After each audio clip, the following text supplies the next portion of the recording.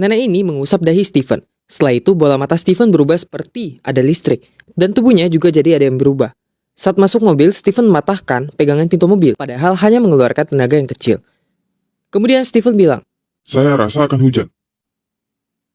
semenjak itulah banyak hal aneh berdatangan. Rabun dekat pada mata Steven tiba-tiba sembuh sendiri. Yang anehnya lagi, Steven yang biasanya lemah lesu sekarang jadi punya kekuatan. Dia bisa menggerakkan gear pada ban. Kini kepala sekolah mencarinya. Steven punya firasat kalau 5 menit lagi akan ada goresan di jendela.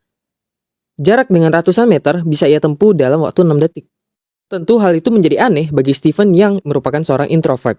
Hanya Jen yang tak sadar dengan perubahan dalam dirinya. Saat diajak ke mall oleh Jen, Steven bertemu dengan nenek itu lagi. Nenek itu memberitahu Steven kalau di gunung sedang berbahaya dan butuh bantuan Steven. Namun Steven bingung dan dia tak peduli. Saat diajak makan malam oleh Jen ajak Steven main para layang besok. Tanpa berpikir 2 kali, Steven pun mengiyakannya. Dia tak peduli dengan ucapan nenek itu. Ketika ia sampai di gunung, ada sebuah papan yang menghalang mereka untuk masuk ke dalam. Ternyata ada warga setempat bernama Tito yang memasang papan ini untuk menguasai gunung di sini. Steven tak peduli dan masuk saja. Tiba-tiba ada pesan masuk. Adik Steven bilang kalau ada masalah yang terjadi pada ibunya dan Steven harus pulang. Steven pergi dan meninggalkan Jen di situ. Tapi saat pulang, ibunya baik-baik saja. Ternyata adiknya mengeprank Steven. Saat kembali ke gunung tadi, Jen sudah menerbangkan para layangnya. Jen semakin lama semakin cepat terbangnya dan Jen terbang ke arah kabel listrik. Steven meneriakinya.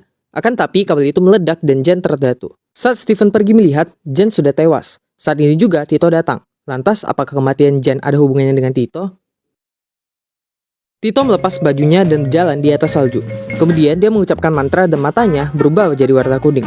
Lalu Tito lompat dan dia membunuh dan bahkan makan rusa ini secara hidup-hidup. Saat berjalan pulang, Tito bertemu dengan Steven di tepi jalan. Tito memanggil tim SAR datang. Tapi mau gimana juga, Jen sudah mati. Besoknya polisi mengumumkan berita kematian Jen. Polisi membohongi publik kalau Jen mati karena tersambar petir. Padahal Jen mati karena terkena kabel listrik. Steven tak berani membantah polisi itu. Kini Steven kehilangan teman satu-satunya. Dia mengambil palu dan dilemparnya. Tiba-tiba di langit terdengar bunyi guntur. Dan saat Steven berteriak, sebagian rumah di situ mati lampu. Steven juga kaget. Besoknya ada yang memberitahu Steven kalau palu yang ia lempar mencelakakan sebuah mobil. Kok bisa ya? Padahal Steven tidak mengeluarkan tenaga yang kuat. Saat dicek di peta, ternyata Steven melempar palunya sejauh 1,5 km dan coba melempar lagi. Dan kali ini palunya dibuang sejauh 600 meter. Padahal rekor dunia saja baru 83 meter. Steven sekarang sudah percaya kalau memang ada yang berubah dengan dirinya. Steven ingin tahu penyebab kematian Jen. Besoknya Steven mencari ayah Jen. Tapi ayah Jen merasa tidak berguna jika diulik karena Jen juga sudah meninggal. Steven semakin emosi dan dia mendorong mobil di depan rumah Jen. Saat membereskan barang Jen, Steven baru tahu kalau selama ini Jen sedang memantau perusahaan Tito. Ternyata semenjak Tito pindah ke kota ini, lingkungan di sekitar sering mengalami kerusakan. Jen curiga dengan Tito. Bisa jadi ini adalah motif pembunuhannya. Steven tak sadar kalau Tito mengetahui kasus palu yang dilempar. Bahkan Tito datang ke rumah Steven untuk menghilangkan semua bukti yang Steven punya. Tapi tetap tidak berhasil. Tito takut rahasianya akan terbongkar.